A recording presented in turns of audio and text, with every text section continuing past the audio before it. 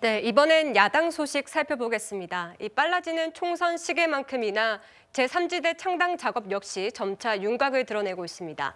이 제3지대 핵심 인물 3명이 오늘 서울 여의도의 한 커피 전문점에서 모였습니다. 이낙연 전 대표, 이준석 위원장, 김종민 의원입니다. 먼저 듣고 오시죠. 양당 기득권 정치 타파, 이 대한민국 위기 극복을 위해서 이 기득권 정치 타파가 핵심적인 숙제인데 민심의 요구를 어떻게 우리가 받들 것이냐, 이 점에 대해서 함께 공감을 하셨고요. 삼자가 활동하신 거는 처음이신 거죠, 이번에 이제? 예, 그렇습니다. 예. 되게 저는 희망적이라고 봤어요. 말로 우리가 언제 어떻게 하자, 뭐 이렇게 얘기한 건 아무것도 없습니다. 근데 이심전심이 확실하게 느껴지는, 내가 두 분한테 이심이네. 이심전심이 확실하게 느껴지는 그런 미팅이었다. 선생님과 넥타이 같은 계열의 약간 색깔의 넥타이를 매신 것 같은데 사전에 좀 얘기를 좀 하시면 좋겠습니다. 그래요? 난 모르는데? 나는 몰랐어요. 네, 지금 몰랐다곤 하지만 세 사람이 지금 푸른색 넥타이 계열을 같이 메고 왔다고 하거든요. 네. 이런 부분도 서로 맞출 수 있는 거 아닙니까? 맞추는 것보다도 지금 지향하고 있는 바가 넥타이 색깔에서 조금 드러난 것이 아닌가 하는 생각이 듭니다. 네. 붉은색 계열이었다라면 아마 이제 그 친범 여권으로 좀 분류가 될 가능성이 크지 않습니까? 네. 그런데 이제 푸른색 계열이라고 하는 것은 이제 민주당의 상징색이 파란색이다 보니까 푸른 계열을 했다라는 것은 말 그대로 이 세 사람은 지금 야권, 범야권에서 새로운 세력화를 지금 도모하고 있다. 뭐 이렇게 해석이 가능할 것 같습니다. 네, 그런데 이준석 전 대표 같은 경우는 국민의힘 전 대표임에도 불구하고 푸른색을 맸습니다. 어떻게 보셨습니까? 보라색을 메고 왔으면 어땠을까 하는 생각이 들긴 하는데요. 네. 그만큼 본인도 지금 원래는 국민의힘이라는 여당에 몸담았지만 탈당 이후에 새로운 그 신당을 창당하는 것은 네. 말 그대로 이제 야당의 길을 걷겠다. 뭐 이것이 넥타이 색깔에서도 은연중에 드러났다. 뭐 이렇게 해석할 수 있을 것 같습니다. 알겠습니다. 이 국민의힘과 확실한 차별화에 나서겠다 이런 의지가 담긴 것으로 보이는데 위원장님 지금 이심전심이 확실하게 느껴졌다 이렇게 얘기를 했거든요. 어떤 이야기가 조금 오갔을 것이라고 보십니까?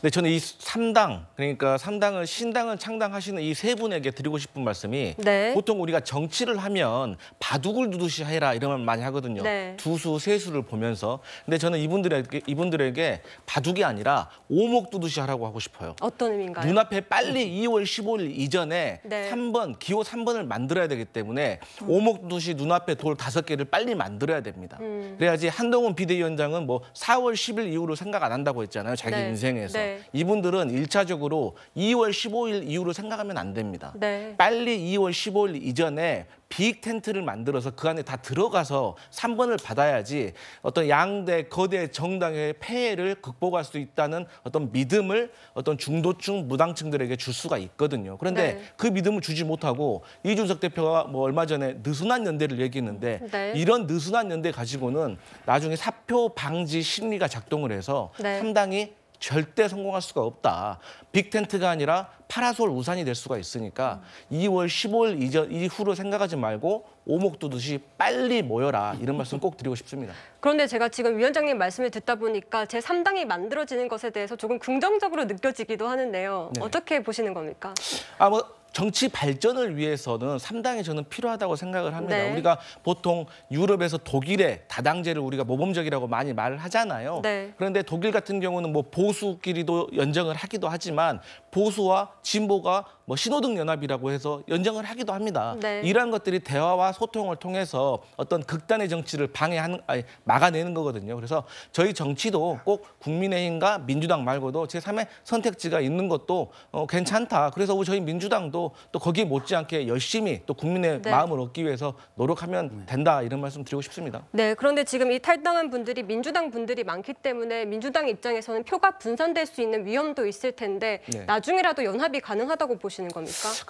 사실 이 감정의 골이 좀 있기 때문에 연합을 한다는 건 좀 어려울 것 같아요. 네. 그런데 이제 신당을 이렇게 제가 응원을 해놓고서 또 이런 말씀 드리기는 매우 송구스럽지만 네. 사실 그 이낙연 전 대표 같은 경우는 본인의 자산이라고 할 수 있는 호남에서 공감을 많이 받지 못하고 있습니다. 네. 거기에다 특히나 최근에 무슨 민주당의 정과자 44% 발언까지 나오면서 네. 더 감정을 자극을 했고 또 두 번째로 나중에 하신다는 말씀이 44%가 아니라 41%라는 말은 더 화가 나게 한 거거든요. 네. 그리고 또 최근에도 뭐 아시겠지만 어떤 극단적인 발언이 나오면서 네. 어떤 양 지지자들 간의 어떤 연합 이런 것은 좀 어려울 듯 싶지 않나 이런 말씀 드리고 싶습니다. 네. 그런데 이 연대 가능할 거라고 보십니까? 제가 보기에 이 탈당한 세 분 진짜 이제 얼굴에 철판을 깔아도 이분이요.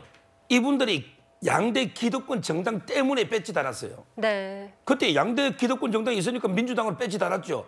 처음부터 양대 기득권 정당 포기하려면 정의당이나 처음부터 소수당을 만들어 하든지 자기가 온갖 혜택을 누리놓고 이제 와서 공천이 안 될 것 같으니까 갑자기 뭐 기득권 정당을 타파하자. 네. 정말 이게 뻔뻔하잖아요. 네. 그다음에 두 번째 이름 보세요.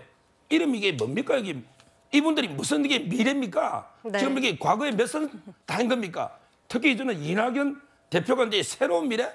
이낙연 대표가 어떤 분입니까? 네. 옛날에 총리 대표 다 했는데 무슨 새로운 미래를 엽니까? 네. 이것도 저는 말이 안 되고요. 마지막으로 이제 이분들이 파란색 넥타이 맸잖아요. 네. 이거는 이제 이분들의 주석은 민주당으로 보면 돼요. 결국 이제 이 세 분도 민주당하고 경쟁하는 거예요. 네. 왜 그러냐? 결국 이제 그 표를 파란색 넥타이 지지층을 나눠 가지는 거예요. 네. 모든 나라의 정당은 두 개입니다. 하나는 이제 하나는 대통령을 보유한 정당과 네. 대통령을 보유 못한 정당 네. 이렇게 나누면 돼요. 네. 대통령을 보유한 정당을 집권 여당이라고 네. 여기에 정책은 실천이 됩니다. 네. 나머지는 전부 야당이에요. 전부 자기들끼리 표 깔아먹는 거예요. 네.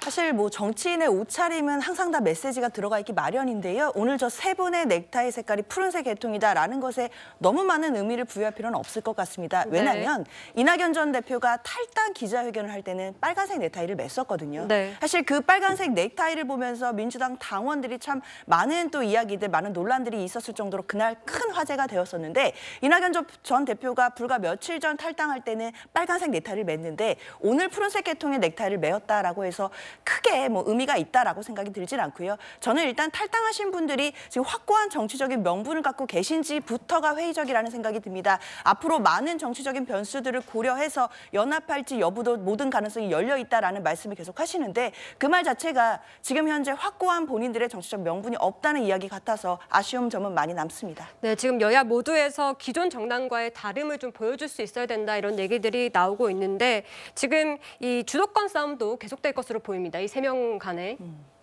그러니까 사실 이준석 대표가 말했던 그 느슨한 연대가 그런 연장인 것 같아요. 그러니까 뭐 지역구는 뭐 연합을 하고 비례대표는 따로 하자 그랬는데 네. 저는 이게 벌써 이준석은 윤석열 대통령, 이낙연 대표는 이재명 대통령의 어떤 기득권을 비난을 하면서 지금 3당으로 모였는데 오히려 본인들의 기득권을 또 주장하는 모습으로 국민들께 안 좋게 보일 수가 있다. 네. 그래서 저는 이런 기득권을 내려놓는 거에서부터 신당의 성공은 출발하는 거지 벌써부터 비례대표를 염두에 두고 뭐 지분 싸움을 하는 모습을 보인다면 네. 결코 성공할 수가 없다. 또한 지금 일각에서 우려가 어떤 이념과 철학에 대해서 많이 지적을 하고 있어요. 왜냐하면 네. 이념과 철학은 바로 정책으로 이어지는 거거든요. 네. 그래서 복지 문제, 뭐 국가 안보 문제, 경제 문제에 대해서 어떤 이념이 다를 수도 있지만 일단 지금 시대의 흐름은 이념 전 철학의 다름을 어떤 유권자들이 지적하는 것보다는 양당의 폐해에 대해서 한번 제대로